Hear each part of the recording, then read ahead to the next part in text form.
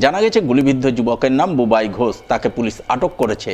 আটক যুবক বর্তমানে চিকিৎসাধীন রয়েছে মালদা মেডিকেল কলেজ হাসপাতালের পুলিশ সেলে। পুলিশ সূত্রে খবর, গুলিবিদ্ধ যুবক তার বাড়িতে বেআইনি অস্ত্র মজুত করে রেখেছিল। সেই অস্ত্র নাড়াচাড়া করতে গিয়ে অসাবধানবশত গুলি চলে সে গুলিবিদ্ধ হয়। গুলি লাগে তার পায়ের পাতায়। এই খবর পেয়ে পুলিশ ওই যুবককে আটক করে। পাশাপাশি তার বাড়ি থেকে দুটি আগ্নেয়াস্ত্র উদ্ধার করে বলে খবর।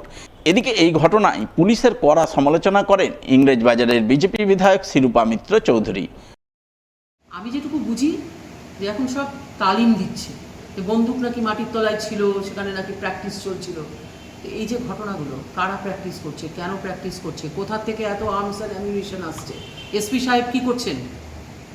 শুধু আইসিকে ক্লোজ করে দিলে হবে? সারা মালদা জুড়ে একটার পর একটা, আজকে জঙ্গলে ডেড বডি পাওয়া গেল, কালকে গাছে ঝোলানো একটা ডেড বডি পাওয়া গেল, পরশু ভূতনির জলে বাচ্চা ডুবে মারা গেল। প্রতিদিন এরকম ধরনের মৃত্যুর ঘটনা আমরা শুনতে পাচ্ছি।